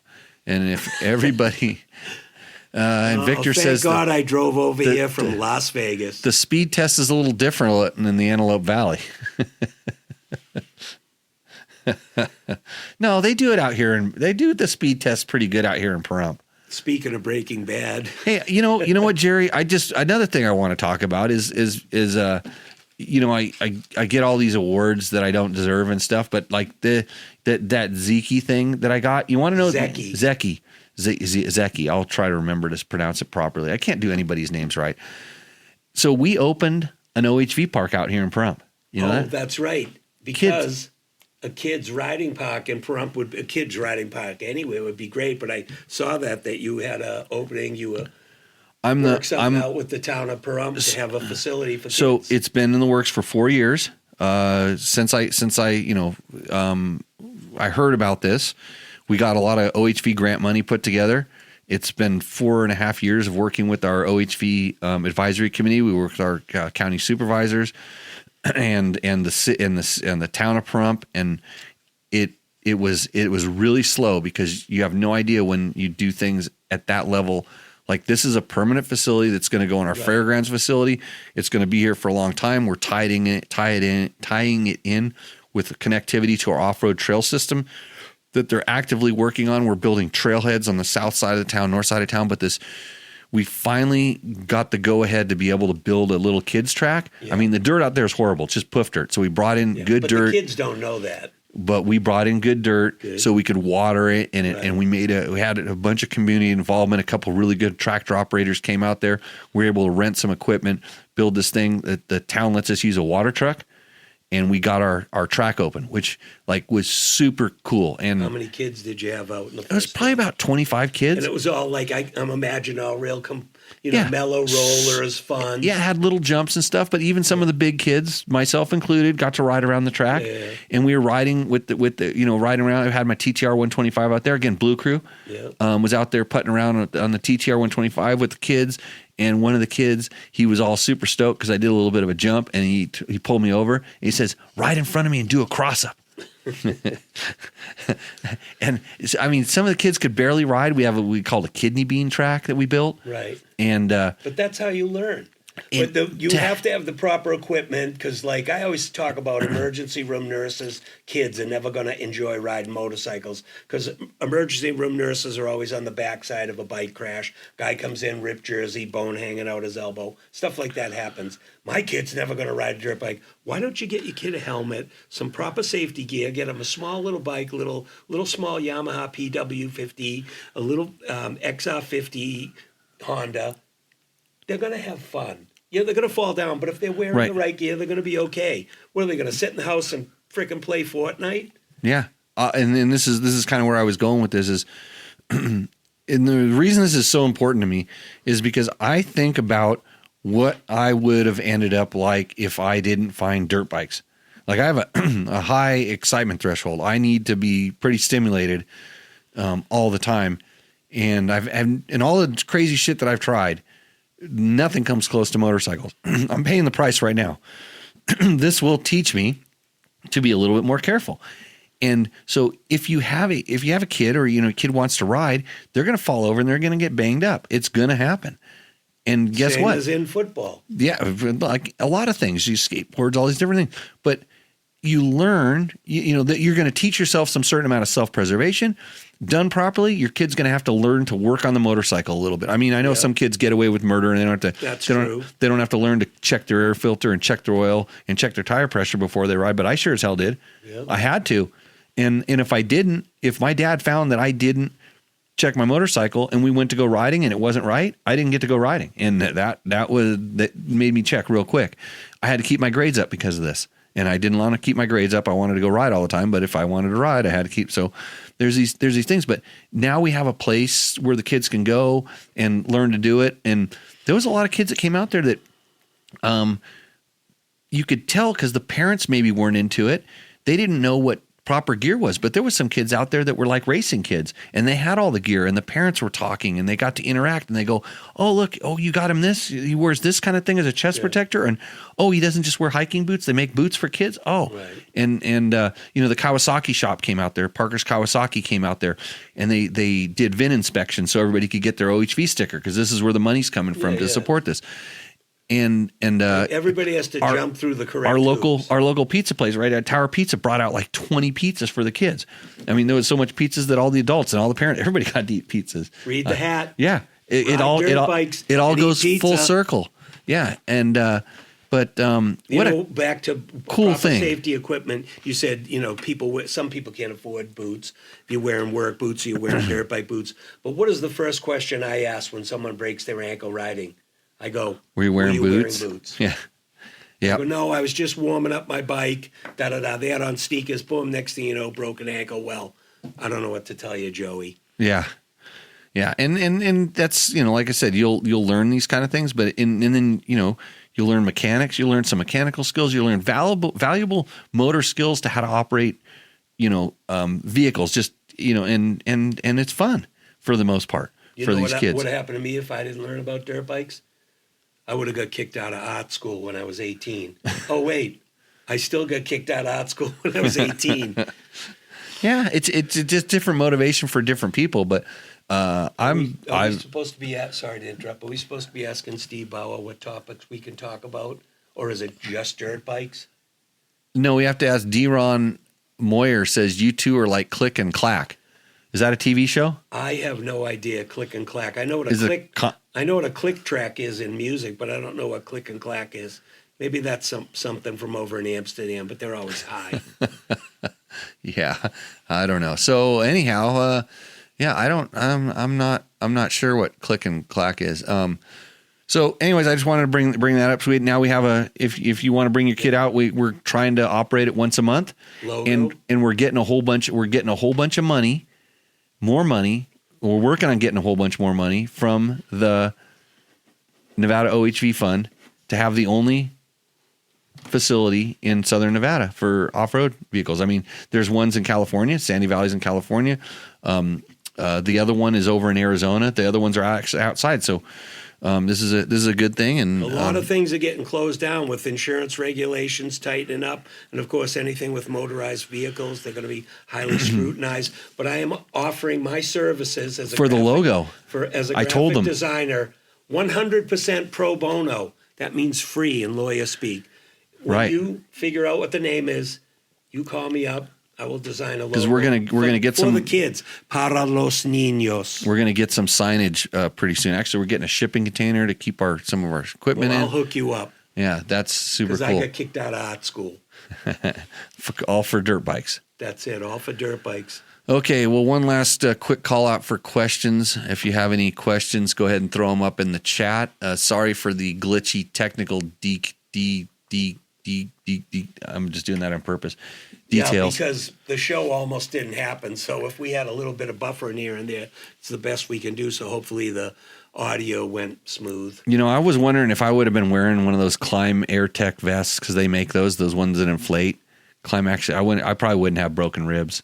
You probably wouldn't have. Yeah. There's a reason why they designed those. When Mark Marquez goes flying off through the air, the airbag. Ricky Braybeck, all those guys. They all have them. Yeah. They all have the airbag vests.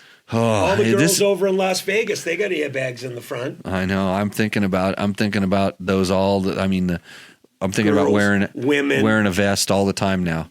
So, 13 minutes to go. You want to try to? You would really want to try to get to 2 hours? No, you don't. You can end it whenever you want. I'm just happen to be looking over at the timer, 1:47:08. We've only dropped 52,062 frames.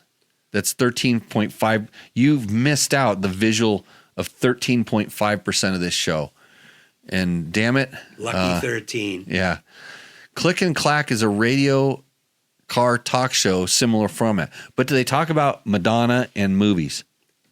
They don't talk about Guy Ritchie's ex-wife in movies. But I am Gene Wood says that I am, the minister of knowing all things that no one needs. He has some official title. Like I just have random off the top of my head stuff. I'm pretty much pulling bullshit out of the sky, but a lot of it's on point. You do a good job. Yeah, I feel like I know some stuff. I've been around. Everything is well deserved. I can hold up, like I can push a button and hold up like pistons right now, or you asked what this was. I know what it is, but I thought it was a 3D mold, and you said it's made out of wood. It's a front disc rotor protector from Bulletproof Designs, and it's made out of it's breakable. It's made out. It's the 3-ounce version. It also has a little logo that matches my shirt right there. Nice. So, anyways, the good guys at Bulletproof Designs also say it can be used as firewood. So you can strain pasta with it. You could. Actually, you know Not what? angel hair though. Not angel hair. No, it's a good prop. It'll end up on the thing like my other trophy or something like that. But again, thanks to all of our sponsors. Of course, that's Yamaha, Bulletproof Designs, Fast Company, makers of the Flex handlebars and lots of cool little trinkets. We also have Taco Moto that brings you the segment that didn't appear tonight, Rooster Endo. You send us a picture of your bike and a little bit of info about it. We talk about it, and the winner is the one that gives us the most enjoyment. Whether it roosts or endos, we will let you know. Of course, there's double take mirrors. If you have not seen the new double take mirror, they have a kind of a version 2 out now. It is so much better. It doesn't move. When it clamps, and so like this phone case that I use here, it doesn't move when I clamp it into the Bulletproof Design because I use the same arm and the mounting thing on the thing, and then I have a ball on the back of this for my phone mount, anti-vibration, of course. Trail Tech, they make the GPS unit that I use. Even though you can't use one in Nora, I get to use a GPS unit when I'm down there checking stuff out. And sometimes we're sponsored by this heinous dirt bike cult. From Boston, Massachusetts, spawned in 1986 by Jerry Bernardo. With guys like Low End Luke McNeil, Tommy Norton, Tim Dinge, and the rest. La Squadra FAQ, a.k.a. GTBN, the good team with a bad name. Hey, you guys sponsor a ISD team every year, club team every year? Yes, this will be 5th year. We just sent the money in. We have an angel investor requested to be unnamed. Yeah. He sent in X amount of money, which is required by the AMA. So you can have your own ISD club team. And, of course, FAQ Racing wouldn't fly, and I totally understand that. And I actually respect it, because who needs a bunch of people whining and crying and Karens flipping out and their frickin' wigs flying off in their SUVs that stink of wine and gin. So we decided to call it GTBN, which means good team with a bad name. Bad name. And I do want to high-five the boys that have ridden on this team. Varied riders over the course of 4 years. But first year we got a 7th, then we got a 4th, Then we got a second. This year we've got a second again. So GTBN's been in the top 10 in the ISD club team on an average of about 125 to 135 teams from all around the world. So, what comes after moving up the ladder? What comes after number 2? Number 1. Hey, what would be a better place than Bergamo? Just really quickly. Bergamo. This year the ISD is in Bergamo, Italia, home of Franco from Acerbis. So the Italian junior trophy team will be tough in the Bergamasco Valley on home soil. And all the respect to them, I believe they won last year and just edged out GTBN. But we were on the podium. Shout out to Jaden Donners. And Jaden just Jack won the Desert 100. Yes. Yeah. Here's a little trivia. Overall. Jaden Donners just won the Desert 100 for the third time, tying his father, who has won the Desert 100 3 times. So the family Donners is 3 for 3. So it's on next year, broski. Bro hammer. Yep. So, well, that's it. I think we're gonna wrap this up. You guys are out of questions. I got to go huck up a loogie and cry, and hopefully not die in my. I sleep amazingly well for broken ribs. If I can just lay down, it's pretty comfortable. So we'll probably see you back next week. Get those rooster endos in.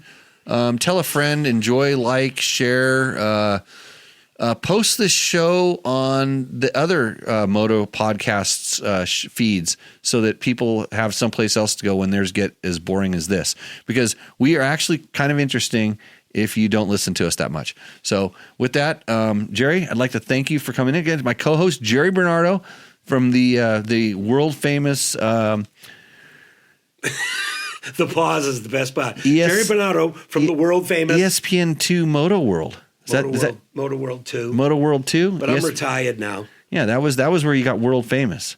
Or was it from painting helmets, like the ones displayed up in the I don't I never you can't would see him put on the myself show. in the category of world famous, but yes, I was on ESPN. You were an announcer at Krusty Demon's tour in Australia. Yes, I did that. Yes, I was on TV hosting Moto World 2. Hosted a monster truck race called Inside Monster Jam. I've been to the Running of the Bulls, announcing for ESPN 4 times. And you didn't tell us about jumping into the sewer. No, talk about black and blue. Oh my God, it was like somebody hit me in the back of a leg with a cricket bat. But nonetheless, yes, these things do happen. But now I'm professionally retired. So if you want to call me up and pay me to do television, you could get full. But you can call him up to do a couple logos. And if he likes your cause, he might do it for free. I'm going to donate a logo for the kids of Pahrump because I'm all about the children. No. I mean, that's seriously. Yeah. It's the next generation. Yeah. I mean, I sponsor a lot of young kids. With not a lot of. I don't send follow money to people, follow Fuck You Racing on the socials. Yeah. Follow it on the socials. Bikes. There's always kids on the podium that are pretty stoked. If you go about on any of my social media, that they can't. It's not about me. I never do that. I'm not going to take a picture of my food and post it. It's all about results from people like Nick Farringer, the hard enduro rider, Steve Levan, 17-time Missouri hare scramble champion. Who else? Adam Lewis, spawn of Fuck You Racing, Mike Lewis's son. He's an up-and-comer. He just bumped into the AA class in the Netra races, and that kid hauls ass. I don't like to brag or anything, but I got on the podium in the pro class at a National Hare and Hound this year in the vet pro class with my Fuck You sponsored Yamaha WR450 Woodworks Las Vegas door and frame. You never can count out the older gentlemen. Anyway, okay. It was a great show, says Roger Doggerel. Jerry was okay, and he loves Jerry. Who's Roger Doggerel? He was the guy that made the Spike Racing T-shirts back in the day. It's nice to be loved. It really is. Because when you're loved in prison, it really sucks. But to be loved on a Portal podcast entertainment facility, it's a lot more comforting, and you don't have to give away your cigarettes. Okay, I'm going to try to stop this show now. So, okay, everybody. Now that we're frozen up, we'll wait till it pops back to life. Put your thumbs up, and we'll see you out in the trail. Cheers. Yes, I really want to stop streaming. If you like what you saw in this video, come check us out over at dirtbiketest.com on the webs. We have bike tests, product tests, a lot of fresh dirt, and you can even support us by clicking through our links. Hopefully, we'll see you out in the trail.